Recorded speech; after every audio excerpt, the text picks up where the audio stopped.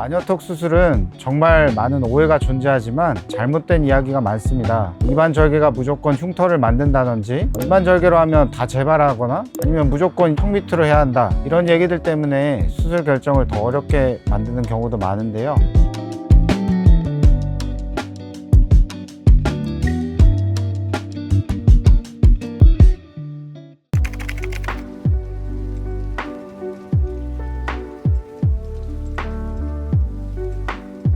안녕하세요. 일치성형외과 문영석 원장입니다. 요즘 마녀턱에 대한 루머가 정말 많은데요. 입안 절개는 수술하면 다 재발한다고 하기도 하고, 무조건 수술을 턱 밑으로 해야만 한다, 이런 말도 있고요. 입안으로 하면 오히려 거미줄 흉터가 심해진다는 말도 있습니다. 이런 얘기들 때문에 수술 결정을 더 어렵게 만드는 경우도 많은데요. 그래서 오늘은 실제로 많이 들으시는 오해 4가지와 그에 대한 사실을 제대로 말씀드리려고 합니다.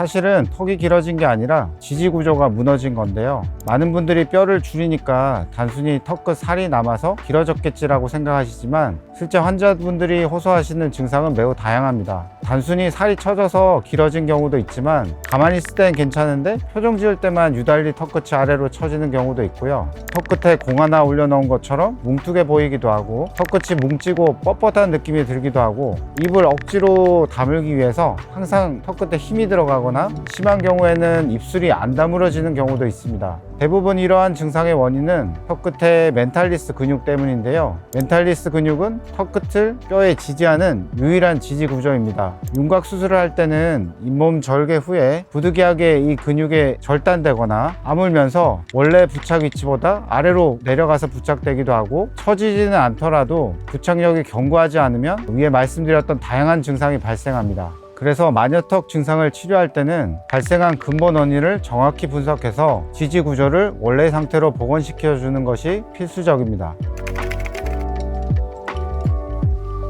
사실은 흉터는 오히려 겉보다 속에서 생기는 것인데요. 요즘 인터넷상에서 입안 절개로 수술하면 거미줄 흉터가 무조건 생긴다거나 아니면 오히려 심해진다고 말씀하시는 분들이 있어요. 여기서 중요한 것은 거미줄처럼 당기는 조직의 유착은 어디에 절개하냐 때문이 아니라 조직의 장력이 근육과 뼈에 전달되는 게 아니고 점막에만 가해져서 생기는 현상입니다. 다시 말해서 봉합 시에 골막이나 근육을 정확히 봉합하지 않고 점막만 꿰맨다든지, 아니면 골막과 근육을 봉합하긴 했는데 그 부분이 단단하게 고정되지 않아서 풀리는 경우에 생길 수 있습니다. 따라서 무조건 입안 절개로 수술한다고 해서 유착이 심하다? 그건 너무 단편적인 해석이라고 생각합니다. 실제로 저는 입안 절개 방식으로 수술한 뒤에 유착을 풀고 박리를 미세하게 하면서 근육 피판 및 뼈 터널 고정 방식을 이용해서 점막에 전달되는 장력을 최소화시켜서 오히려 기존에 있었던 거미줄 흉터를 호전시키는 결과를 많이 경험하고 있습니다.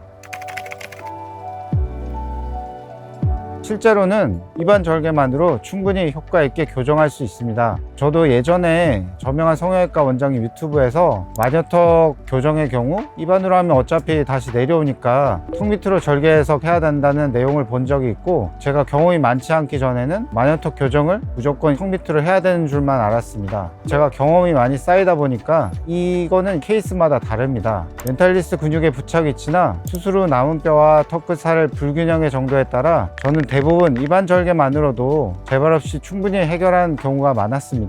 물론 예전에 턱끝 뼈를 너무 과하게 삭제하고 연부 조직이 너무 아래로 처져 있는 경우에는 턱 밑 절개가 필요할 수 있습니다. 하지만 무조건 턱 밑으로 해야 한다는 건 아니죠. 입안 접근만으로 적절하게 박리하고 정확한 재고정이 들어가면 지속력 있는 결과를 얻을 수 있습니다. 결국 핵심은 절개 위치보다 얼마나 제대로 원인을 파악해서 수술 계획을 세우고 확실히 고정하느냐입니다. 근데 사실은 위험하기보다는 섬세함이 더 필요한 수술입니다. 마녀턱 수술이 윤곽 수술을 하고 나서 생기는 분들이 많기 때문에 일종의 윤곽 수술처럼 생각하시는 분들이 계신데요. 오히려 눈 수술처럼 매우 섬세한 수술입니다. 기존 조직의 손상 정도나 부착된 근육의 위치, 또 비대칭 여부, 피부 처짐 하나까지 꼼꼼히 보고 설계해야 합니다. 이게 쉽지는 않은데요. 그렇다고 무조건 위험한 수술은 아닙니다. 마녀턱 수술에 대한 경험이 풍부하고 해부학 구조에 대한 이해가 충분한 의료 의료진이라면 충분히 안전하게 진행할 수 있습니다. 문제는 이런 고난이도 수술을 너무 간단한 시술처럼 생각하거나 윤곽 수술처럼 부담스럽거나 무섭다고 생각하는 시선인데요. 제대로 수술하면 확실히 교정할 수 있으니까 너무 걱정하지 않으셔도 될 것 같습니다. 마녀턱 수술은 정말 많은 오해가 존재하지만 대부분은 부분적인 정보만 보고 말씀하시는 잘못된 이야기가 많습니다. 이반절개가 무조건 흉터를 만든다든지 이반절개로 하면 다 재발하거나 아니면 무조건 턱 밑으로 해야 한다, 이런 것으로 단정하기보다는 지금 본인에 맞는 방법이 뭔지를 경험이 많은 의료진과 정확히 판단하는 게 가장 중요하다고 생각합니다. 마녀턱이 고민이신 분들은 제 영상을 보시고 후회 없는 선택을 하시기 바랍니다. 감사합니다.